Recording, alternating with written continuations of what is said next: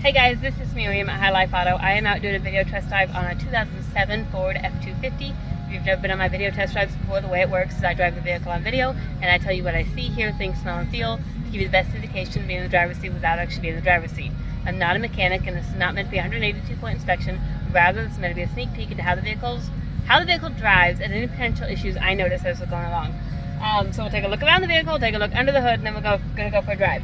And this is a fun one because it's lifted like 8 million feet in the air, and so you're gonna have fun making fun of me as I get in and out. And I did park next to a curb, so maybe it'll be a little bit easier, but I don't think I parked close enough. So down we go. Okay, we'll give this a shot. All right, so Matt has driven this one home because he's better at jumping in and out of high trucks than I am, and it's a really cool truck. It's a rough truck. It's not a perfect truck, but it's a really cool truck. So we'll just kind of go over it. So it is a Ford, which means that under all normal circumstances, it's rusty. But you can see it is flat black. The entire truck is flat black, and it's not perfect. But they have also, you can see that they've replaced the panels of the wheel wells where Fords usually rust. And you can see it's not a perfect job. From 20 feet away, this truck looks sharp. Like, it still looks flat back. But the farther away we get, like, it looks like a really nice truck. You get it close and you can kind of see some of the imperfections. But you know, that's stuff that could be fixed if you want to, or you know, just drive a rough old truck because it drives good. You can see it's got the semi-stack in the back.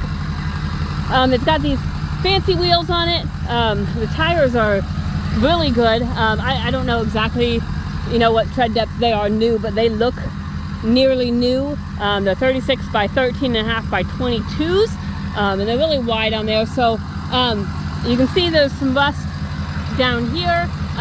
Again, it looks like maybe they tried to do some repairs, and it's not perfect, but I think it looks better than a rusty truck.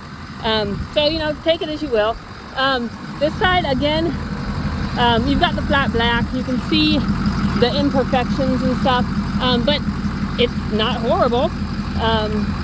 Yeah, I don't know. I mean, I think that's kind of the moral of this whole story is it's cool and it's rough, but it's not horrible. So that's kind of where I'm going with this. The back is all done. So they did take off like the logos and stuff when they painted it, so you could put logos back on and make it kind of pop again. But the bed looks pretty decent, like it's not rusted through or anything like that. That Home Depot bucket, Matt said it goes over the stack like when you're not driving it, so that like rain doesn't get in there or something. I don't know, seems silly to me, but whatever. So that's what that's for. Again, this side you've got the same wheel well repair. They put in like a new wheel well and they bondoed it and all of that. And then back here on the cab corners as well. Let's see. Unlock your doors. The interior is in pretty decent shape. Well, it looks like the driver's seat over there is pretty rough. I'll show you when I get over there. This back door opens, so you've got these seats right here. This doesn't leave a lot of room for any normal sized person, but maybe some kids. Oh, and this mirror, the glass part is gone. I noticed that when I was trying to pull out. This is a huge truck though. Like, it's not a truck for a short person. I'm 5'8", and I feel like it's a big truck for me. This, I really want to take this off and paint it nice and chrome. I think it would make it pop a lot, but I haven't done it yet because I've got 800 other things to do. So I'm gonna pop this hood.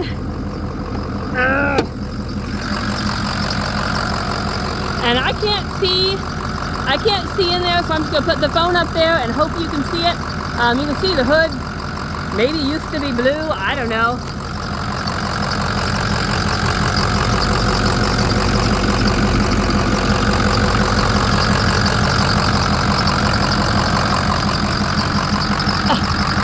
I gotta get the hood back down. Alright, so that's down. It is the 6.0. I do not know any history on it. I do not know if it's been bulletproofed or deleted or any of that stuff.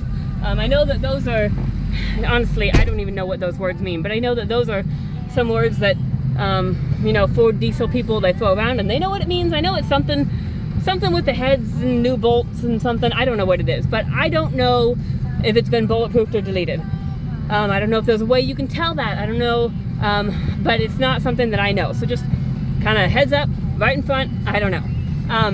We've got radio, it's got an aftermarket radio, and it works. You can hear the radios on. I've got the air conditioning on right now, and it's not blowing cold, it's not blowing hot, so I would say that, you know, at a minimum you need Freon in there before, and it's pretty hot today, but I mean, I know it's going to get hotter, so it's coolish, but it's not air conditioning, I wouldn't say. Just for the fun of it, we'll try the heat, just so that we can say that we know it works, although there's no one that's going to have their heat on this time of the year.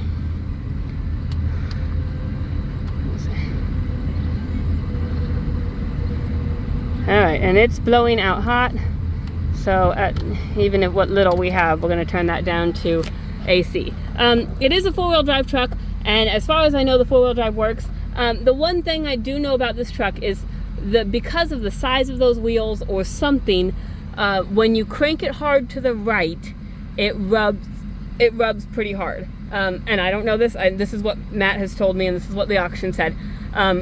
So I don't know if, I'm sure that there are modifications that can be done. I don't know if you cut some more pieces out or something, but typically the way that I try four-wheel drive is I put it in four-wheel drive and I crank my wheels as hard as I can to feel it engage. Because of what I know about it cranking, I'm not going to do that. But as far as I know, the four-wheel drive works because the auction did not say that it didn't. And usually with four-wheel drive, that's one of those things that they announce if it doesn't work, because it's kind of a deal breaker. Okay, I think I've already shown you the interior, but here's just another thing I noticed. The middle console, not a big deal, it's just, you know, this little whatever is broken, and so I don't even think it does latch. I don't know, I don't know if it's supposed to or not. But yeah, so that's broken, not really a huge deal, but the other cool thing with Fords is it's got the built-in brake controller, and then it's got these built-in auxiliary ports that you can turn on and off. I know Matt has used those before for different things. I think he's put light bars on and, you know, all of that stuff. But, okay, I'm gonna go take it for a drive and see what we've got. Oh, I don't think I did anything on the dash. 233,000 miles. No check engine lights, started right up. I mean, you know, you do the wait to start thing, but then it started right up and it was doing just fine. So we're gonna go, and the oil change is still current. Looks like it's due at 234 and we're at 233, and so it still has 1,400 miles is about what it's got.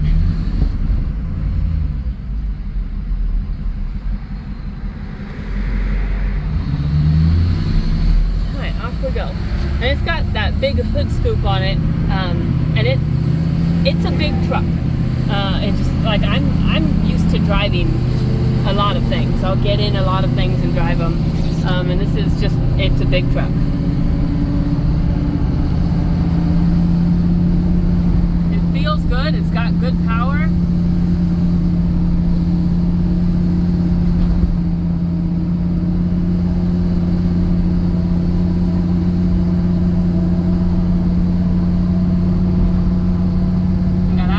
No problem climbing up this hill.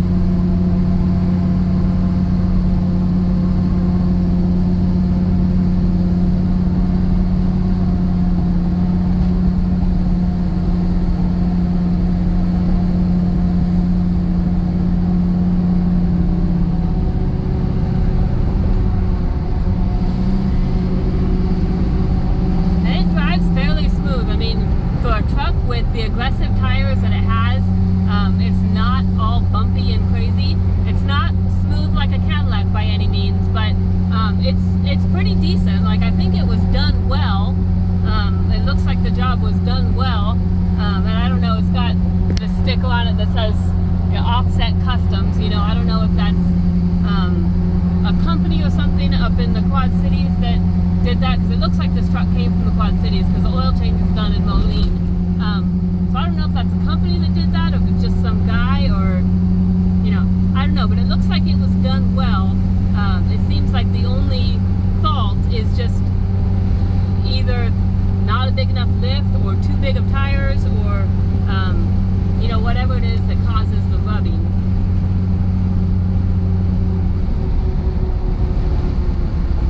I'm gonna get over and turn around up here.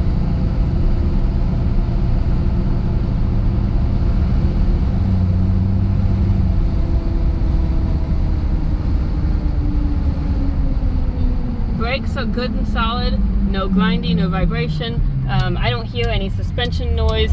I mean, sometimes it's kind of hard on a diesel anyways, but I mean, I don't feel any rattling or hear any rattling or anything like that.